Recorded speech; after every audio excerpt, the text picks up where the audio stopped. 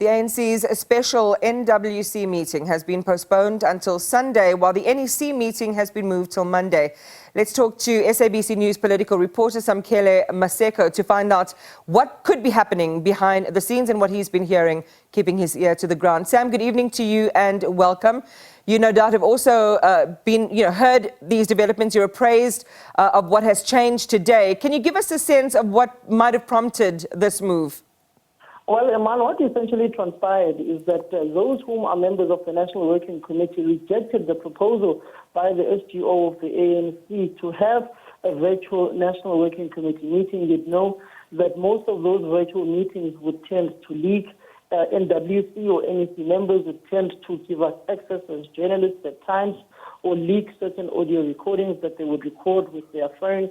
And some NEC members thought that this is a very sensitive matter and it cannot be discussed virtually as it has huge implications on the governing party and the ANC itself and how the organizational processes are usually followed when contentious issues such as this affecting the ANC president are prevalent, such as that of the Nkandla report by the then public protector and subsequently the ruling by the Constitutional Court on former President Jacob Zuma having violated his oath of office, and the same allegations now with President Cyril Ramaphosa have the same veracity with two Constitutional Court judges and one advocate finding him that he may have violated his oath of office, he may have broken Section 36, subsection 1 of the PRECA Act and may have abused his office in the form of roping in Namibian police to discreetly investigate those whom broke into his Palapala farm and stole the over 580,000 rands over 580,000 US dollars that were allegedly stashed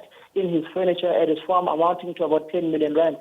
So the NWC will take place physically tomorrow at the Nasrec Expo Center at 2 o'clock in the afternoon.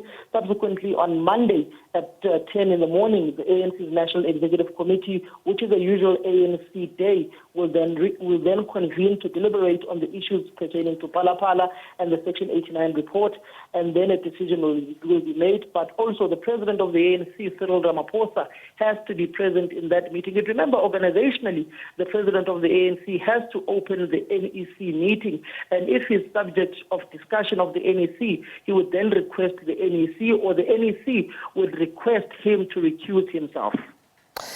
All right, that's a fantastic update. So we have at least a little bit of certainty and the reasoning behind why this has changed to a physical one. What the ANC does not have right now, Samkele, is the luxury of time. Parliamentary debate on this report itself and whether to put together a committee that will decide on or make a decision on impeachment kicks off just a day after the NEC meeting, we understand. This is cutting it fine, is it not? Do you think they'll be able to get this much work on such a big decision done so quickly?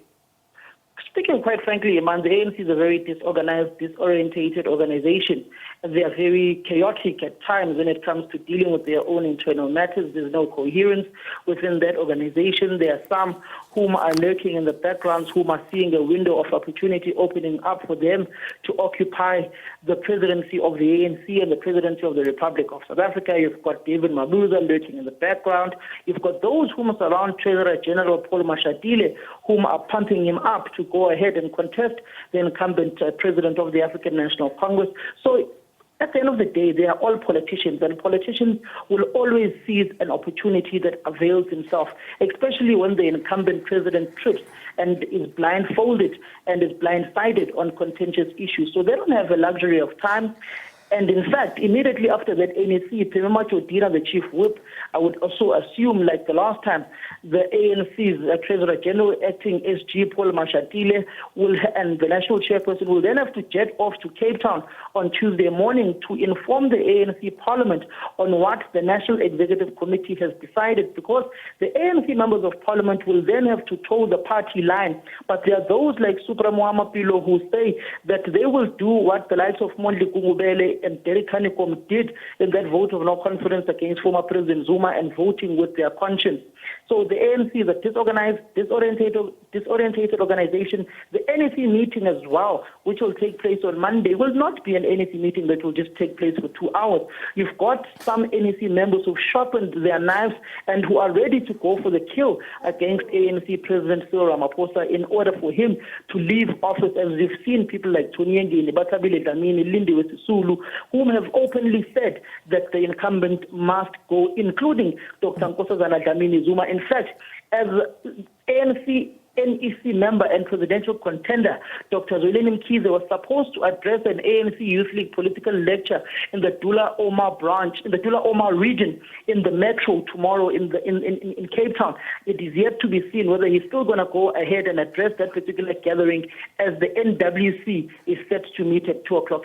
At 2 o'clock tomorrow afternoon. So it's going to be very interesting, as they don't have a luxury of time immediately after that NEC, even if it finishes in the early hours of the morning. The first flight out on Tuesday, they're going to have to take it and go to Cape Town, get their statement ready, at about 10 o'clock in the morning, address the caucus of the ANC. So these NEC leaders of the ANC are certainly not going to sleep. Samkele Maseko, thank you very much. Our SABC News political reporter. It certainly is a race against time with everything at stake.